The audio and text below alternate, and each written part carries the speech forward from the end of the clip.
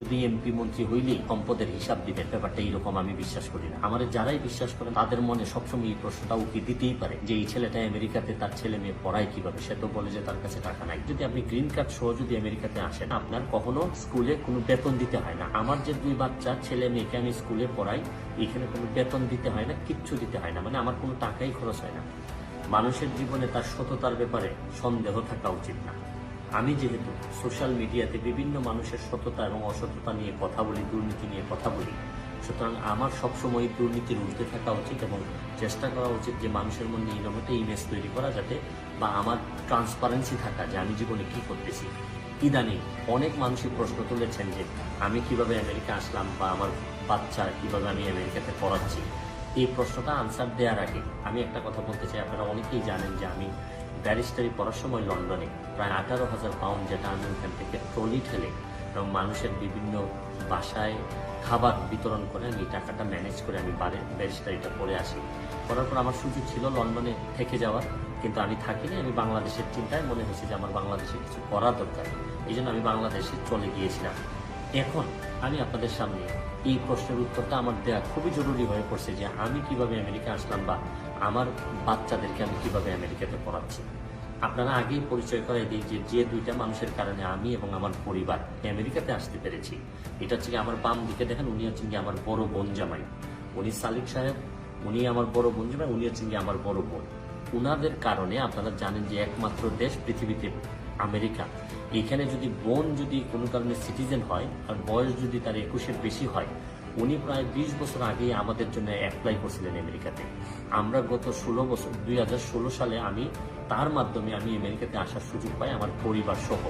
তো এখানে যদি আপনি গ্রিন কার্ড সহ যদি আমেরিকাতে আসেন, তাহলে যে সুবিধাটা পাবেন, এই সুবিধাটা হচ্ছে কি আপনার কখনো স্কুলে কোনো বেতন দিতে হয় না।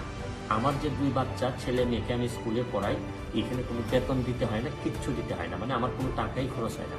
আপনারা জানেন যে বাংলাদেশে যদি আমার এই ছেলে মেয়েকে আমি পড়াইতাম, তাহলে মিনিমাম 50-60 হাজার টাকা আমার মাসে খরচ হইতো।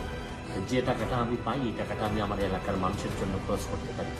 এদিকে আমার পরিবারকে চালানো থেকে আমার মা এখানে থাকেন, আমার বোন থাকেন, আমার আরেকটা বোন থাকেন, তাদের প্রায় 1,500-2 হাজার বা ডলার যেটা খরচ হয়, এটা আমার বউ নিজেও কাজ করেন এবং অন্যান্যভাবে আমি $200-300 দিতে পারি, দিয়ে কোনো রকম চালাইতে পারি। এখানে আমার বিরুদ্ধে অভিযোগ আছে যে টাকা আমি বউ ছেলে মেরে দেওয়ার কথা, এই টাকাটা আমি আমার এলাকার মানুষকে দিয়ে দিই। এই জন্য আমার মার বিরাট অভিযোগ আমার উপর আছে।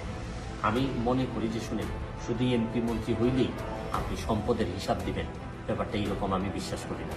আমার যারাই বিশ্বাস করেন, আমার ফলোয়ার যারা আছেন, তাদের মনে সবসময় এই প্রশ্নটা উকি দিতেই পারে যে এই ছেলেটা আমেরিকাতে তার ছেলে মেয়ে পড়ায় কিভাবে, সে তো বলে যে তার কাছে টাকা নাই। আমি আপনাদেরকে গ্যারান্টি দিয়ে বলতেছি, আমি ব্যারিস্টার সুমন, আমার আমেরিকা, আমি অথবা আমার বউ কারোই আমেরিকাতে কোনো ধরনের বাড়ি ঘর নাই, ইভেন আমার ভাই বোনদেরও নাই আমেরিকাতে। এবং বাংলাদেশে আমি ব্যারিস্টার সুমনের নামে একটা ফ্ল্যাটও নাই, একটা জমিও নাই, কোনো ধরনের সম্পদ আমার নামে নাই। শুধু আমার যে